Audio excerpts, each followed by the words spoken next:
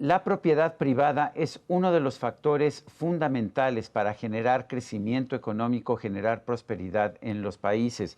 Esto lo han demostrado toda una serie de estudios a lo largo de la historia. Pero ahora tenemos formas también de ver qué países respetan y protegen la propiedad privada y por lo tanto permiten que su población pueda prosperar. Vamos a conversar esta noche con Sari Levy. Ella es economista venezolana, tiene una destacada carrera académica, ha sido asesora financiera y económica de empresas públicas y privadas, es autora del Índice Internacional de Derechos de Propiedad 2019 de la Property Rights Alliance. Ella se encuentra en Caracas, Venezuela. La publicación está disponible a nivel internacional. Sari, en primer lugar, gracias por tomar esta videollamada allá en Caracas, Venezuela.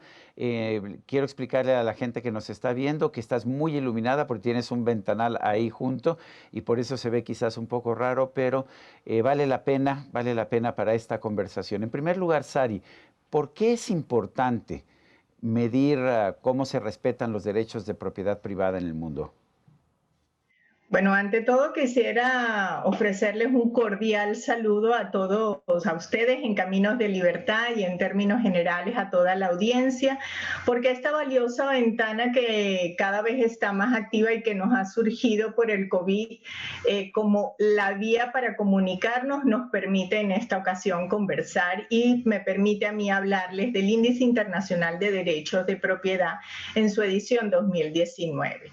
Y como bien decía, lo más importante a destacar aquí es por qué tenemos este índice y la relevancia del que tienen los derechos de propiedad, pues ellos son esenciales para la libertad de todo ser humano y digamos su respeto y consolidación es un objetivo en sí mismo como parte de lo que es la consagración de los derechos humanos. Pero por si ello fuera poco, los derechos de propiedad actúan como un habilitador, un catalizador del crecimiento económico y por tanto del desarrollo social de toda la sociedad.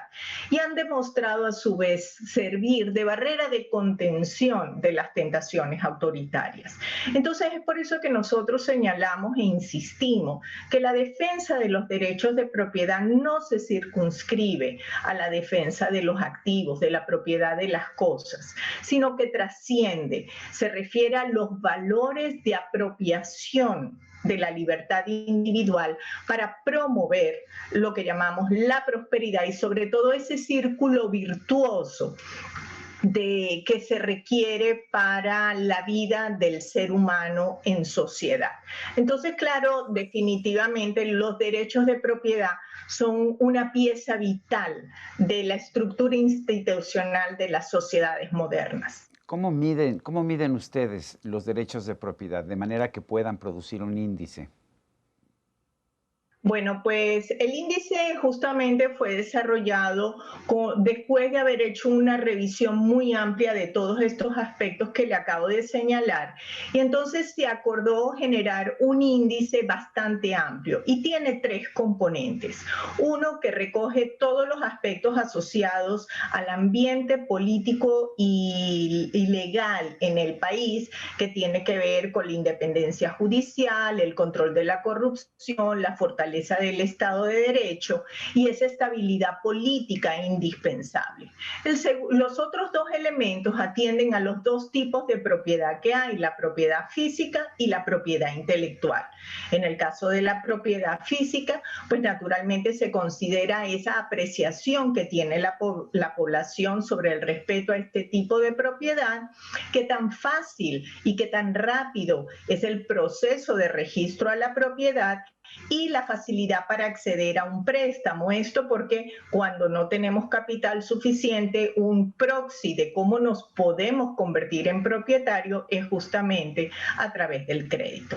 Y en el caso de los derechos de propiedad intelectual, pues se considera también la apreciación subjetiva al respeto de este tipo de propiedad el respeto a las patentes y a los derechos de autor. Entonces, esos son los tres elementos, los tres componentes en la que integramos una serie de 10 variables que provienen de diversas bases de datos. Los tres componentes pesan exactamente lo mismo y de ahí emerge el índice que va en una escala de 0 a 10.